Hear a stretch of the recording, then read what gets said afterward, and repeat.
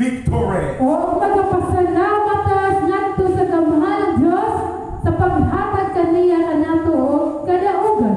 Our main scripture for this year is 1 Corinthians 15 verse 57. O ang atong main nga kasulatan para karong tuiga is ang 1 Corinto 15 versikulo 57. We read 57 and pick up 58 later on. O basahon nato unang 57 o atong ipadayon ang versikulo 58. 1 Corinthians 15 verse 57. Sa 1 Corinto 15 versikulo 57. But thank God, Apan daghang salamat sa Dios, He gives us victory over sin and death. o siya nagahatag kanato kadaugan batok sa kasalanan o sa kamatayon. Through our Lord Jesus Christ. Pinaagi sa atong Ginoong Hesukristo. Ladies and gentlemen, brothers and sisters in the Lord, O mga kaigsuonan ko diha ni Kristo. what God has done for mankind can never be underestimated. O unsay gibuhat sa Dios para sa katawhan, dili gayud na siya ma-underestimated. Man has failed. O ang mga tao napakyas. Man has disappointed God O ang mga tao di-disappoint nila ang Diyos. because of sin. Tungod lamang sa kasalanan. Man supposed to die. O ang mga tao unta mga matay na. Man supposed to go to hell. O unta ang mga tao may adto na sa impyerno. But thank be to God Apan daghang salamat kayo sa gamhanan Diyos who has given us victory na dili siya nagahatag kanato og kadaugan over death, batok sa kamatayon.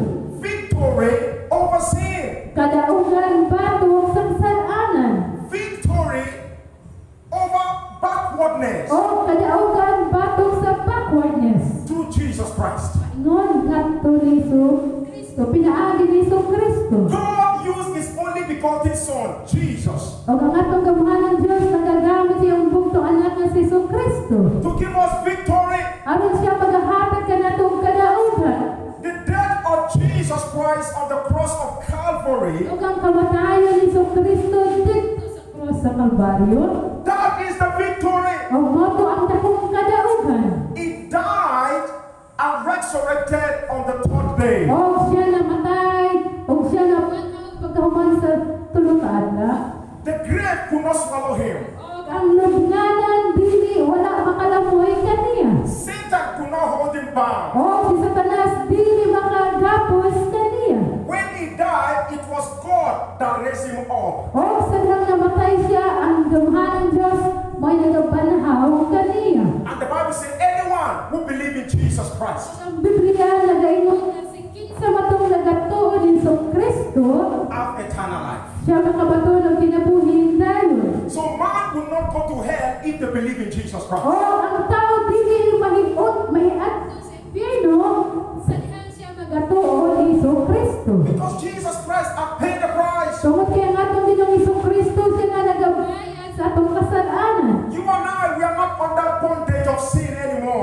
ikaw ako, luwa nga ta nailawom sa talingan sa kasalanan. Jesus Christ has given us victory over sin. O si Kristo nagahatag kanatong kadaugan batok sa kasalanan. Because we have believed in Jesus O Christ, tungod kay kita nagatuo nagasalig man ni Kristo. we walk on righteousness. We walk in righteousness. O kita nagalakaw na diha sa pagkamatarong. Sin will not have power over us O anymore. ang kasalanan o ang sana wala lay gahom batok kanak. Because God has given us victory. Tungod kay ang atong Ginoong gamhanan Diyos If you nagahatag. believe that, let me hear very loud amen. Amen. Verse 58 Sa versikulo 58 of 1 Corinthians 15. sa 1 Corinto 15. So then, my dear friends, O mga igsuon kong mga higala, stand firm and steady. o magparog tanga palingon o may paling-paling. Keep busy always in your work for the Lord. O kinahanglan kano nga ita nagapamuhat o busy para sa buhaton sa Dios. Since you know that nothing you do in the Lord's service is ever useless. Kaya nakasayo naman ta nga why tanan atong gibuhat na sa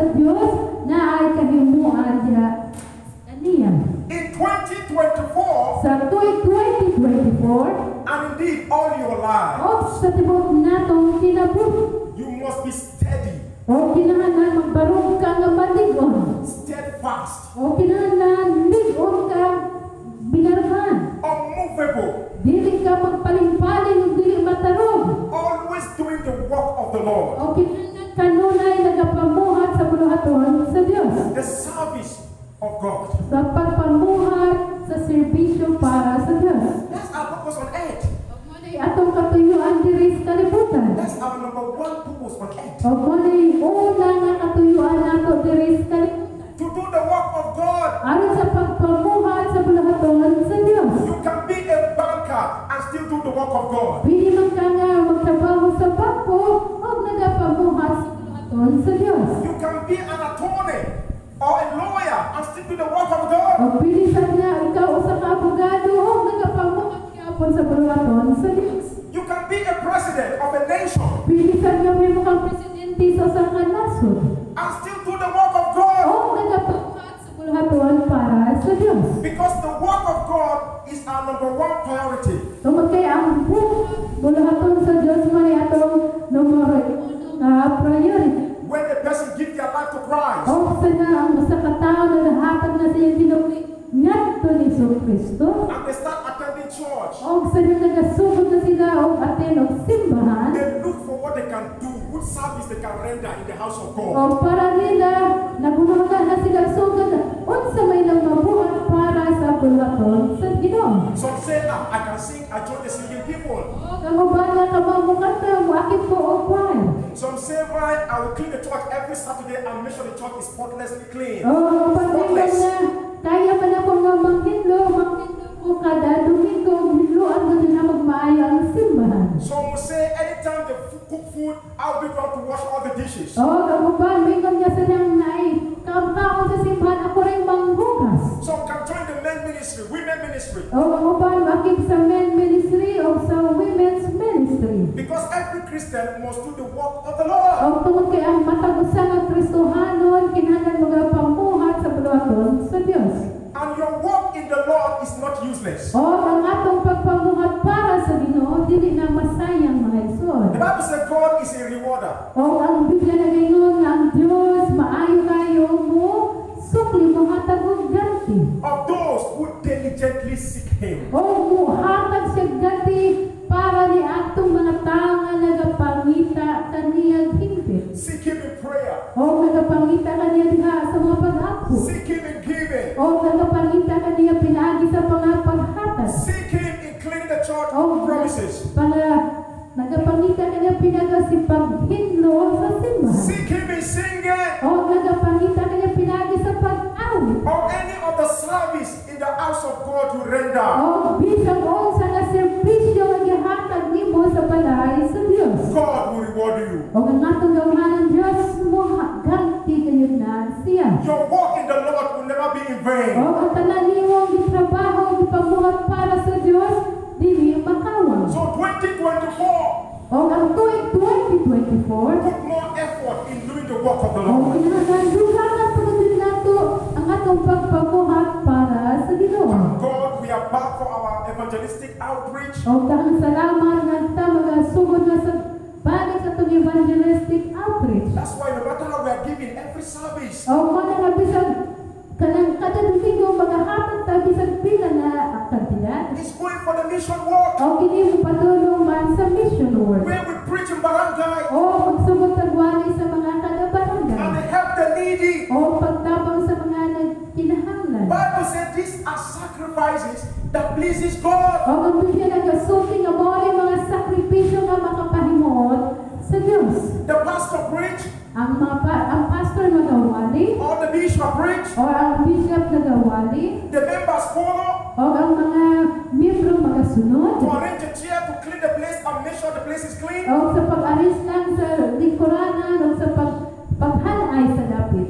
God doesn't reward the bishop alone. O ang Ginoo dili ra mohatag og ganti sa bishop. God reward everybody. Kundi ang Ginoo patas o mohatag siya ganti sa tanan nga nagapamuhat. From those that give a little bit of money, Oh. this service in this box. O atong nagahatag og bisag kag may nga kandidat para sa atong mission box kada sacrifices. O ang atong Diyos dili gayud makalimot sa atong mga sakripisyo. And because of that, He will bless you. O tungod niya na ang Ginoo magapanalangin gayud kanimo. Sometimes, oftentimes, God will take away sickness from your life. O usahay ang Ginoo mutang o palatian sa imong kinabuhi. Why? Because you are going to walk of the Lord. Nga naman kay ikaw nagapamuhat man sa buluhaton sa Dios. Proverbs 21 verse 31. Sa Proverbio 21 versikulo 31. You can get us ready for battle, O pili mo ang damon ang mga kabayo para sa panggubatan. but it is the Lord who gives victory. Apan di manibaya nga ang Diyos mismo ang nagahatag og kadaugan. It's very important for you to know that victory belongs to God. O importante kayo nga mahibawaan nato mga igsuon nga ang kadaugan kini nagagikan sa Dios. As I take you through a journey of victory series, O sadya ako magadalagan ninyo sa series sa mga pagtulong may tungod sa kadaugan. and in our journey in 2024, O sa atong biyahe para sa tuig 2024. you cannot be victorious by your strength. O magmadaogon pinaagi sa tong pusog lamang mga igsoon. Or by your skills, O pinaagi sa imong kakayahan. or by your O intelligence. pinaagi sa imong pagkamaalamon. You can only be victorious by God Almighty. O magmadaogon ganito pinaagi lamang sa tong gamahanan nga Dios. So if you must be victorious in every aspect of your O life, kung buot ka nga magmadaogon sa tanang aspeto sa tong kinabuhi, you must make God your friend. kinahanglan himuon nato nga ang Dios atong higala. You must trust God completely. O kinahanglan saligan nato ang Dios sa higpit. You must believe in God. O kinahanglan saligan din nato ang Dios. You must trust in God for victory. O kinahanglan saligan nato ang Dios para sa kadaugan. Because us signifies strength. Tungod kay ang kabayo dinhi sa Biblia nang simbolo nga og kusog. By strength shall no man prevail. O pinaagi sa kusog way mga daog kaniya. Do not depend on your wealth in 2024. O ayaw ka din pagipindi sa imong bahandi sa tuig 2024. But I want you to look unto Jesus Christ for victory. Apan buot ko nga adto ta magatan-aw ni Kristo para sa atong kadaugan. Psalm 20 verse 7. Sa Salmo 20 versikulo 7. So trust in chariots Ang salig sa mga chariot, and some in horses. uban nagasalig sa ilang mga kabayo. But we trust in the name of the Lord our God. Apan kita nagasalig lamang sa ngalan sa atong gamhanan. In 2024, Sa tuig 2024, many will trust in horses and chariots. o daghan din sa mga tao nga magasalig lang sa mga karwahe o sa mga kabayo. Many will trust in their wealth. O daghan ang magasalig sa ilang handi.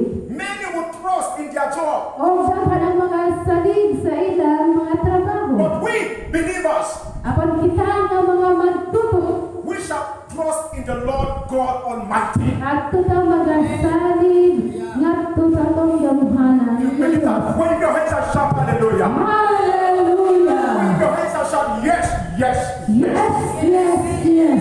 We shall put our trust in the Lord. Kinahanglan ibutang nato at magsalig sa atong gamhanan nga Dios. 1 John 5 verse 5. Sa 1 Juan 5 versikulo 5. Who can defeat the world? O kinsa man ang makapindi sa kalibutan? Only the person who believes that Jesus is the Son of God. Kundi ang tao nga nagatuo nga si Kristo mao anak sa Dios. If you believe Kung ikaw magatuo that Jesus Christ is the Son of God, nga si Kristo mao anak sa buhi nga Dios, you have defeated the world. imo nang gipildi ang kalibutan. You have defeated sin. Imo nang gipildi ang You kasalanan. have defeated sickness. Imo nang gipildi ang balatian. You have defeated failure. Imo nang gipildi ang kapakyasan. Because Jesus Christ is the Word, Kay si Kristo man ang agianan. the truth, O ang kamatuoran. and life. O ang kinabuhi. No one comes to the Father Wala gawin mga abot nga sa langit ng mahal. except through Him. Gawas lamang kaniya. As we journey through 2024, O sa kita magalakaw paingon sa tuig 2024. your victory is sure. O ang atong kadaugan, sigurado na ngayon kini. Because you have put your trust in Jesus Christ. Tungod kay ang atong pagsalig, ibutang na nato ni Kristo. You have complete victory. O nakapat